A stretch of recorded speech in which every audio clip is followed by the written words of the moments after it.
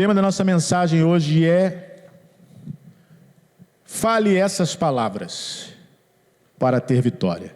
Fale essas palavras para ter vitória. Sabe, infelizmente, nós, seres humanos, baseamos a nossa vitória naquilo que nós vemos. E muitas vezes, na maioria das vezes, quase 100% das vezes, nós falamos aquilo que vemos. Mas a Bíblia diz que o que é visível é temporário, e o que é invisível é eterno.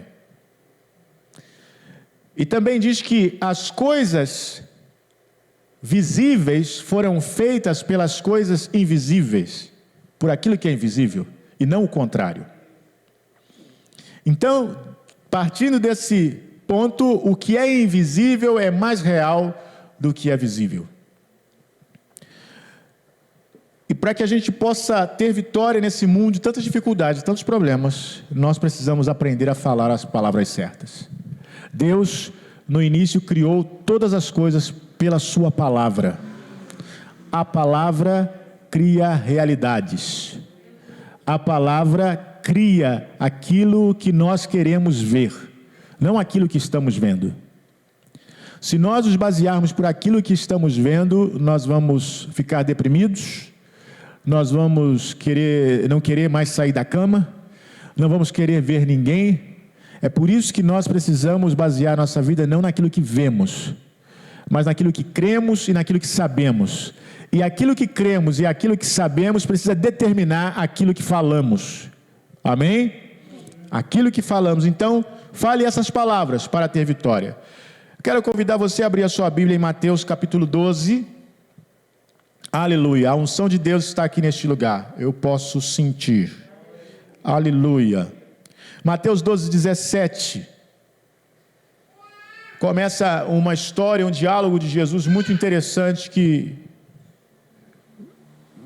tem a ver com o que nós vamos falar. Mateus 12, 17 diz assim: para que se cumprisse o que fora dito pelo profeta Isaías, que diz: eis aqui o meu servo que escolhi, o meu amado, em quem a minha alma se compraz. Porei sobre ele o meu espírito e anunciará aos gentios o juízo. Não contenderá, nem clamará, nem alguém ouvirá pelas ruas a sua voz. Não esmagará a cana quebrada e não apagará o morrão que fumega, até que faça triunfar o juízo, e no seu nome os gentios esperarão. Jesus estava aqui em um embate com os fariseus, com os escribas, e ele fala que estava se cumprindo essa palavra. Sabe, Jesus não era um pregador de gritar nas ruas, Jesus não era aquele de subir em palanques, Jesus não era um pregador de falar alto, não, Jesus não era. Jesus, na verdade, veio mostrar a sua justiça, o seu juízo, de uma outra forma, de uma forma que os homens não entenderam. E aqui a palavra começa a clarear, dizendo: isso aconteceu para que se cumprisse a palavra que foi profetizada por Isaías, séculos atrás, a respeito dele. E ali estava se cumprindo aquela palavra. Versículo 22, olha só. Então trouxeram-lhe um endemoniado, cego e mudo, e de tal modo o curou, que o cego e mudo falava e via. E toda a multidão se admirava e dizia: não é este o filho de Davi? Então veja bem, nos escritos dos rabinos, na lei, enfim, estava dito que o Cristo seria descendente de Davi. Quando Jesus aparece curando, e da forma que ele curou aquele endemoniado que era cego e mudo, e que Jesus curou, as multidões começaram a pensar: não é esse o filho de Davi? Não é esse aquele que deveria vir? Os sinais de Jesus, a manifestação do seu poder, começavam a mostrar a sua natureza. Os sinais de Jesus, a manifestação do seu poder, começavam a mostrar a sua natureza. Esse era o pensamento do povo, mas a visão dos fariseus era diferente. No versículo 24 a gente vê a visão dos fariseus, mas os fariseus, ouvindo isto, diziam: este não expulsa os demônios, senão por Belzebu, príncipe dos demônios. Jesus, porém, conhecendo os seus pensamentos, disse-lhes: todo o reino dividido contra si mesmo é devastado, e toda cidade ou casa dividida contra si mesma não subsistirá. E se Satanás expulsa Satanás, está dividido contra si mesmo. Como subsistirá, pois, o seu reino? Os fariseus, por inveja, a verdade é essa, porque embora eles fossem religiosos, eles não expulsavam demônios. Embora eles fossem religiosos, eles não curavam ninguém. Embora eles fossem religiosos, nunca se viu um cego ter os seus olhos abertos. Nunca se viu um mudo voltar a falar. Não se via isso. Então, quando eles começam a ver isso, eles vão e falam de Jesus: olha, esse aí, ele expulsa Satanás pelo dedo de Belzebu. E Jesus fala um princípio: olha, não pode, isso não pode acontecer. Como é que eu posso expulsar Satanás por Satanás? Se isso acontecer, isso quer dizer que o reino está dividido. Satanás não pode expulsar Satanás, senão como é que vai subsistir? Então não é assim que funciona. Mas aí entra uma questão. O versículo 27 diz: e se eu expulso os demônios por Belzebu, por quem expulsam então vossos filhos? Portanto, eles mesmos serão os vossos juízes. Mas se eu expulso os demônios pelo Espírito de Deus, entenda, logo é chegado a vós o reino de Deus. Jesus colocou para eles: olha só, se eu expulso por Belzebu, os seus filhos expulsam por quem? Agora, se eu expulso pelo Espírito de Deus, o reino de Deus é chegado. O reino de Deus é chegado. Aleluia. Glória a Deus. Ou, como pode alguém entrar na casa do valente, do homem valente, e furtar os seus bens, se primeiro não manietar o valente, saqueando então a sua casa? Quem não é comigo, é contra mim. E quem comigo não ajunta, espalha. Aleluia. Jesus explica através de quem ele realizava o que realizava. Mas aqui Jesus fala sobre o pecado contra o Espírito Santo. Portanto, eu vos digo, todo o pecado e blasfêmia, versículo 31, se perdoará aos homens, mas a blasfêmia contra o Espírito não se perdoará aos homens. E se qualquer disser alguma palavra contra o Filho do homem, se lhe há perdoado, mas se alguém falar contra o Espírito Santo, não lhe será perdoado, nem neste século, nem no futuro. Eu já falei sobre a questão da blasfêmia contra o Espírito Santo, não quero entrar nesse assunto. Eu quero entrar na questão das palavras que nós falamos determina a nossa vitória ou a nossa derrota. As palavras que nós falamos determina que tipo de árvore nós somos. Porque aqui nesse texto, e nós vamos ler agora, Jesus vai tratar as palavras da nossa boca como fruto. Que espécie de fruto nós estamos produzindo com as nossas palavras? Olha o versículo 33. Versículo 33. Ou fazei a árvore boa e o seu fruto bom, ou fazei a árvore má e o seu fruto mau. Porque pelo fruto se conhece a árvore. Raça de víboras, como podeis vós dizer boas coisas sendo maus? Pois do que há em abundância no coração, disso fala a boca. Entenda uma coisa, nós falamos daquilo que está dentro de nós. Entenda, Se as minhas palavras determinam se eu vou vencer ou se eu vou ser derrotado, e eu falo daquilo que está dentro de mim, o que eu preciso fazer? Eu preciso examinar aquilo que está dentro de mim, para que as minhas palavras determinem vitória e não derrota. Tem muita gente sendo derrotada porque as palavras que saem, e a Bíblia aqui fala fruto, ele usa a comparação da árvore. Pelo fruto você conhece a árvore, pelas suas palavras você conhece quem está falando. E as suas palavras não são meras palavras. Tem gente que não tem cuidado com as palavras. Tem gente que fala qualquer coisa. Tem gente que fala qualquer coisa está falando, e não sabe que as palavras deles determinam se eles vão vencer ou se eles serão derrotados. As nossas palavras, irmãos, não apenas influenciam as pessoas. As nossas palavras nos influenciam. E nos influenciam de uma forma que nós nem sabemos. Sabe por quê? Porque saem de nós. Então, quando saem de nós, são tão naturais que nós pensamos são nossas. Mas Jesus explica um princípio. A boca fala da abundância do coração. Ou seja, não é aquilo que está pequeno dentro de você, não. É daquilo que está abundante dentro de você. É por isso que é possível ter crente que está há muitos anos na igreja e que não tem palavras de vida, porque não está abundante dentro dele. Se tiver só um pouquinho, não serve. Se tiver só um pouquinho, não adianta, porque a sua boca vai falar da abundância do seu coração. Entenda isso.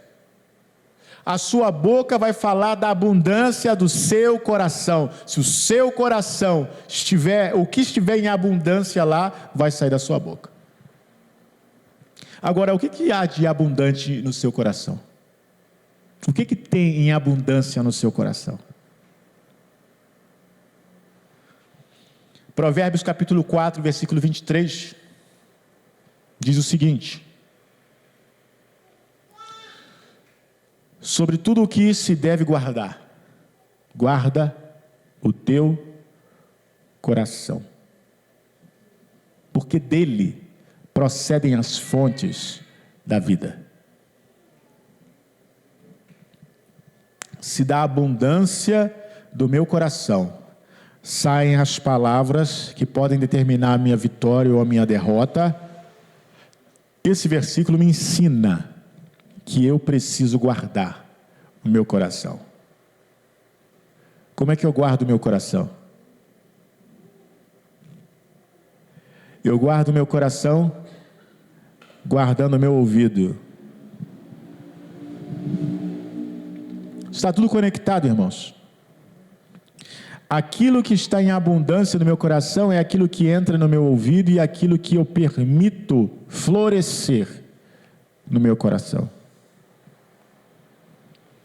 Quantas pessoas são seduzidas por aquilo que ouvem e deixam florescer no seu coração?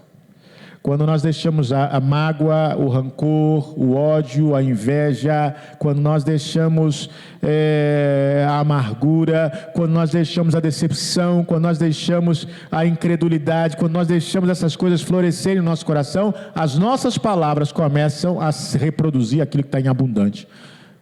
Está abundante no nosso coração. E fatalmente nós seremos derrotados. Se você murmura muito, é porque o seu coração está cheio de murmuração. Se você reclama muito, é porque seu coração está cheio de reclamação. Mas a reclamação não determina a minha vitória. Muito pelo contrário. A reclamação e a murmuração determinam a minha fraqueza.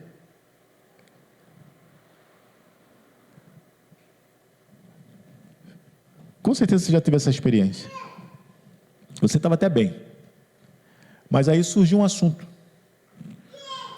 chato, e aí você começou a falar, começou a conversar.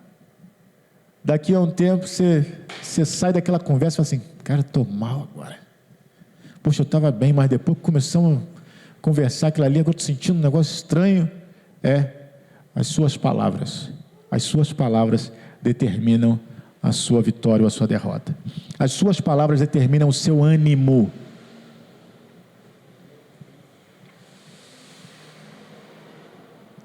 Determinam o seu ânimo, se você vai estar animado, se você vai estar contente, se você vai estar forte, se você vai estar determinado, se você vai conseguir, a sua palavra determina. O diabo sabe disso. E porque ele sabe disso, o que ele tenta fazer? Ele tenta colocar no nosso coração coisas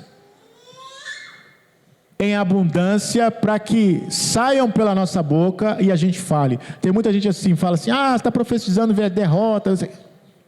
Não é questão de profetizar derrota, é questão de você começar a acreditar naquilo que você está falando. Você começa a dizer, não vai dar certo. Isso aí tá muito difícil. Está difícil demais. Eu acho que eu não vou conseguir. Eu acho que eu não vou chegar lá. Eu acho que não vai. Pare de falar essas coisas. Pare de falar essas coisas. Eu acho que eu vou passar mal. Eu acho que vai. Pare de falar essas coisas. Se você passar mal, passou. Mas não fique anunciando antes, não.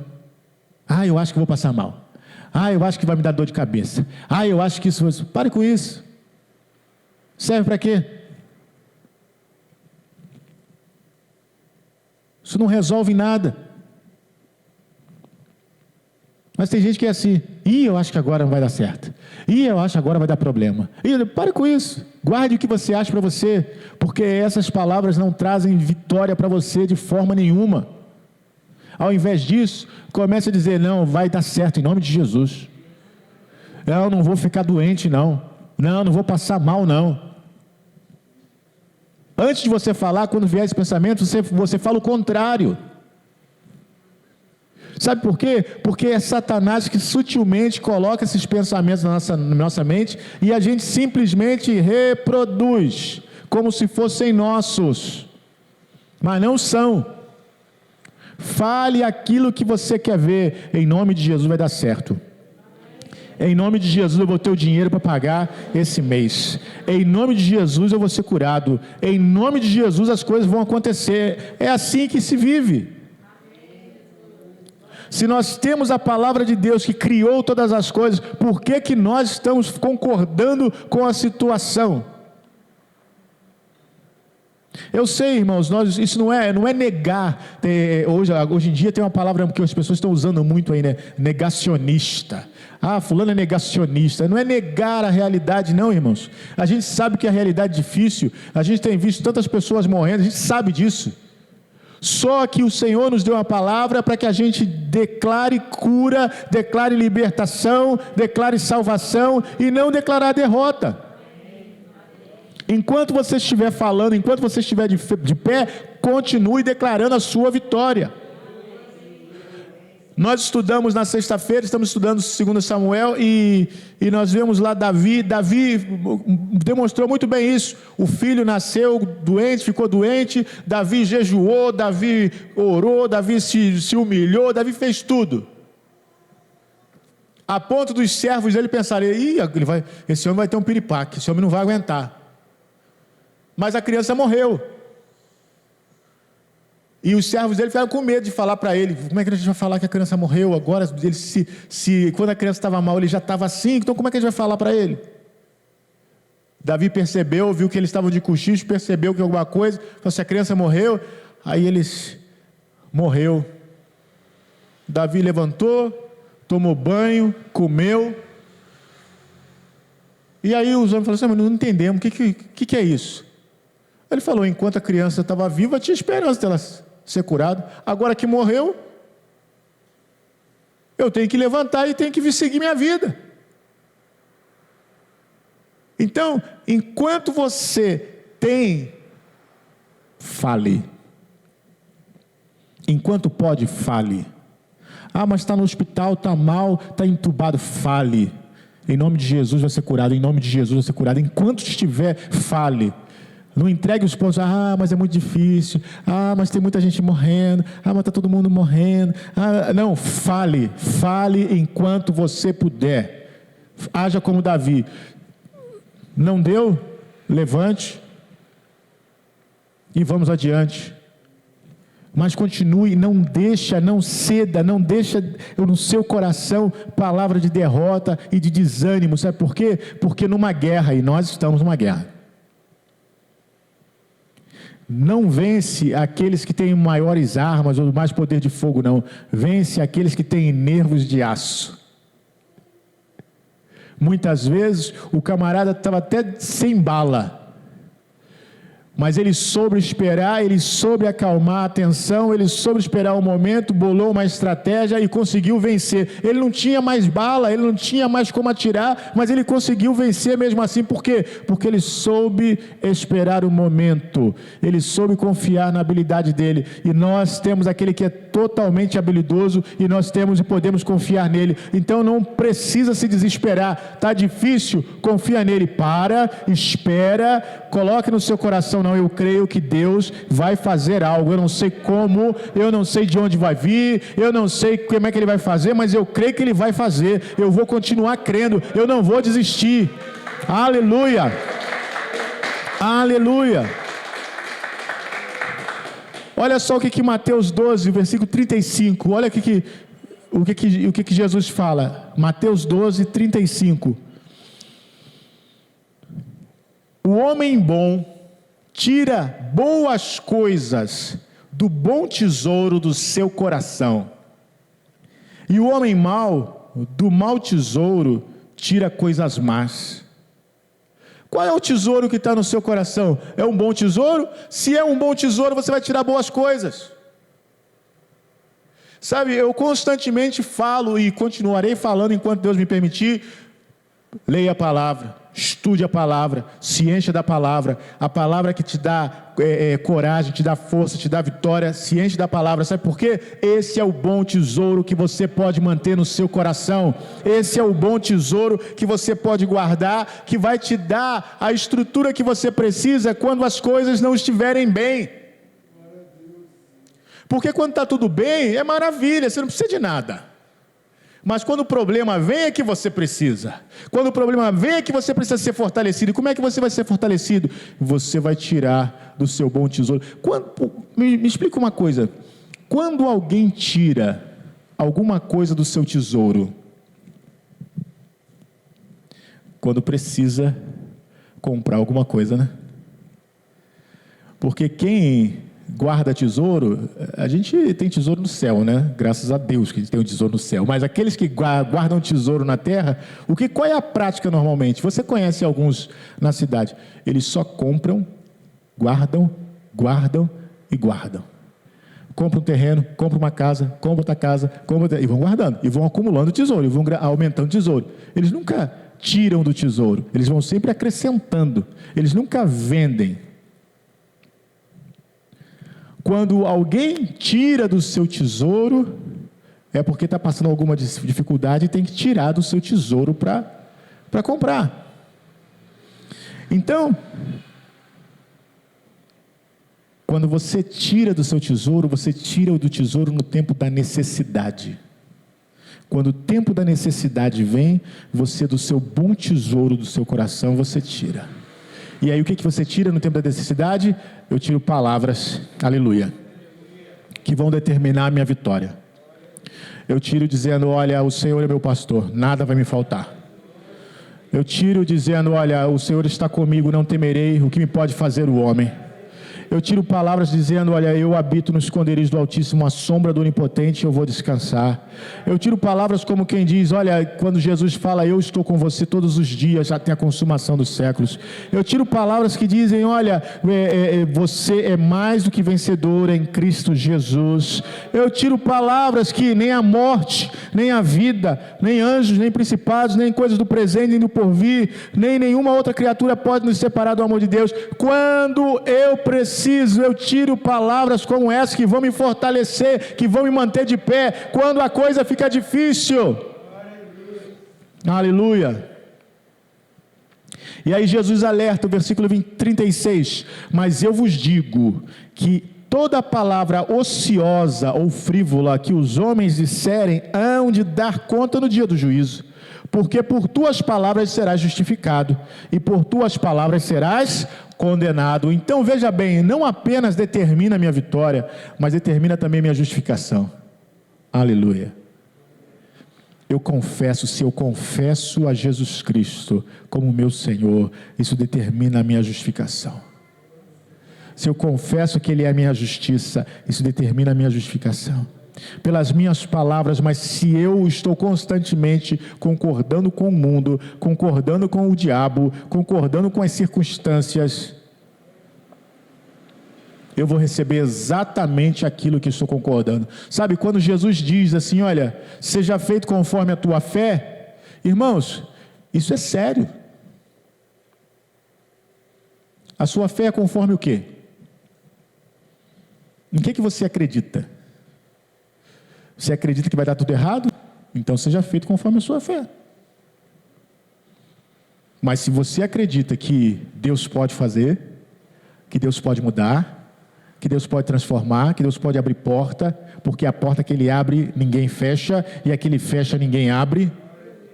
Se você crê dessa forma, então vai ser feito conforme a sua fé.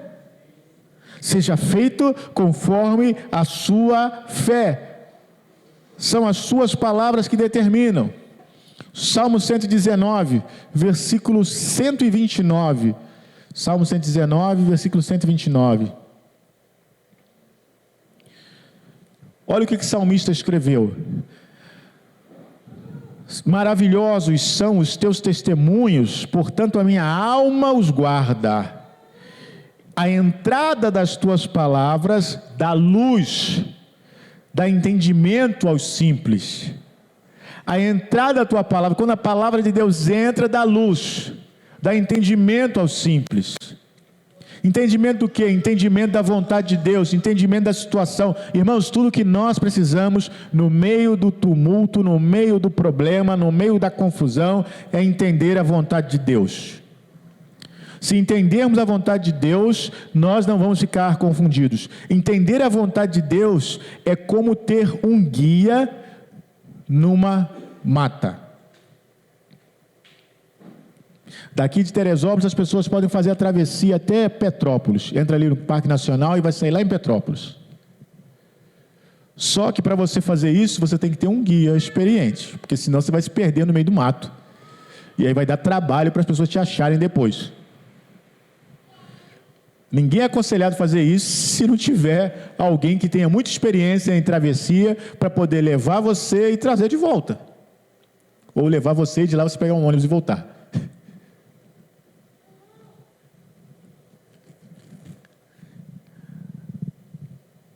A palavra de Deus é assim.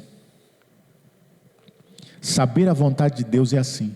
Eu estou no meio da confusão, no meio do problema, mas eu sei a vontade de Deus.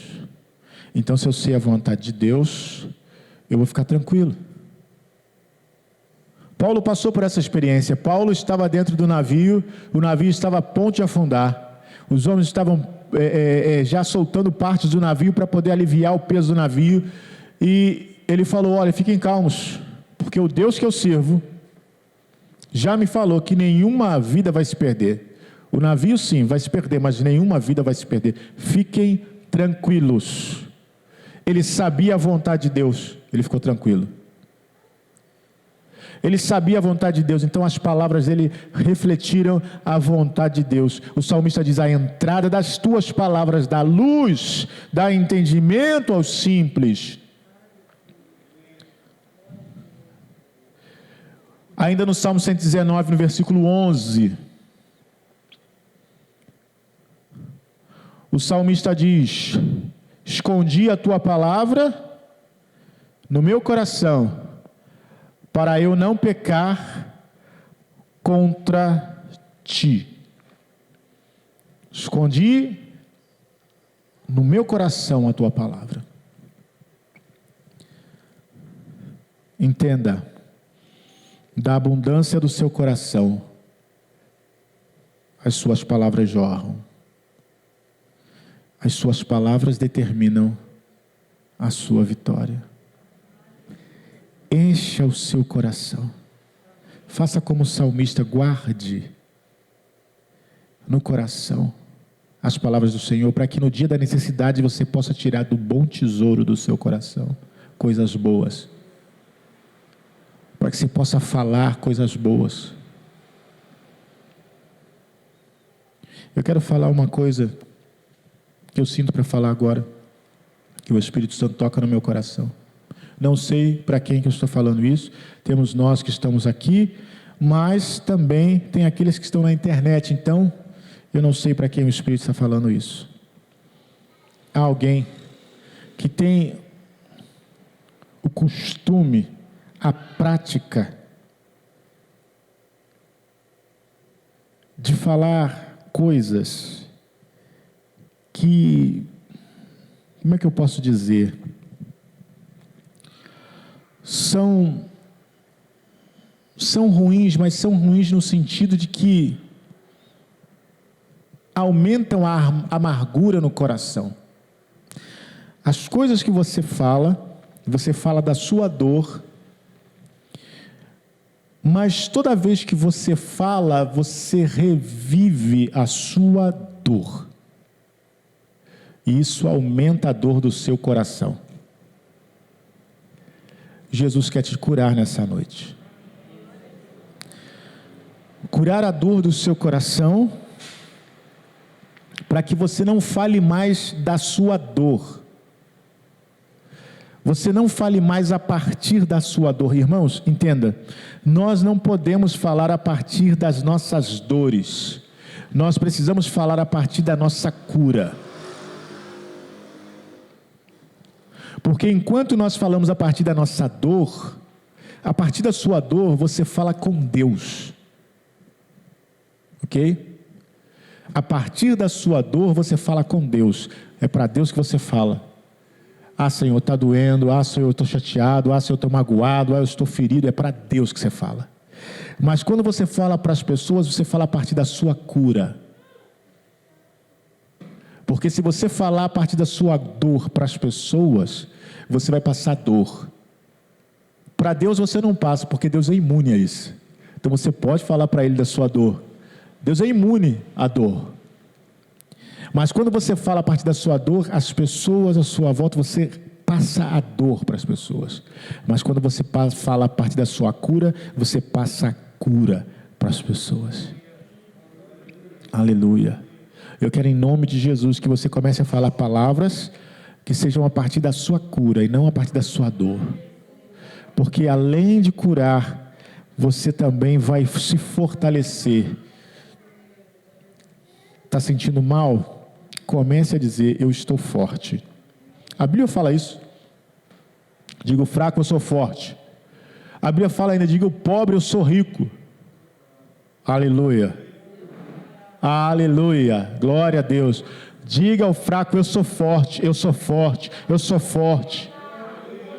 Quantas vezes as pessoas vêm falar com a gente e falam assim, pastor, porque eu tenho um problema, é que eu sou fraco. Diga, eu sou forte. Não, não sou fraco não, eu sou forte. Pastor, está uma coisa na casa, está um miserê. Não, diga ao pobre, eu sou rico. Eu sou rico. Tem gente que não gosta de falar isso. Pastor, não fala isso não, que pega mal, porque parece que... Gente, quem ama pobreza? Já viu isso? A gente fala uma coisa assim, a pessoa fala assim, isso aí pega mal, que pode parecer que a gente está pregando prosperidade. Então você quer ficar contigo para o pobre mesmo? Tu quer andar a pé, tu quer não ter dinheiro para pagar as contas, é isso que você quer. Tá bom assim para você? Para mim não tá bom não. Mas se tá bom para você, fique feliz. Irmãos, prosperidade não é dinheiro, mas dinheiro também é prosperidade. E ter dinheiro não é mal, o uso que você faz do dinheiro é que é o problema. Com dinheiro a gente pode ajudar muita gente, com dinheiro a gente pode comprar comida para quem não tem, com dinheiro a gente pode comprar roupa para quem não tem, com dinheiro a gente pode ajudar no tratamento de alguém que precisa de um tratamento que não pode. Já viu como os tratamentos são caros? Se a pessoa tem um câncer aí, tem exame aí que é mais de 5, 6 mil que a pessoa tem que fazer. E como é que faz isso sem dinheiro? Então perca esse negócio de que, não fala de dinheiro não, que isso é complicado. Não, diga ao pobre, eu sou rico, eu sou rico, eu sou rico. Mas o senhor não falou que o tesouro no céu? Sim, no céu, mas aqui a gente precisa comer. No céu eu não sei se a gente vai comer, lá que diz que tem ceia, mas eu não sei como é que vai ser. Mas lá a ceia é de graça, é Deus que providencia. Mas aqui você tem que pagar. Então diga ao pobre, eu sou rico, diga ao fraco, eu sou forte. Diga aquilo que você quer, não aquilo que você está vendo. Eu creio que assim nós vamos vencer em nome de Jesus.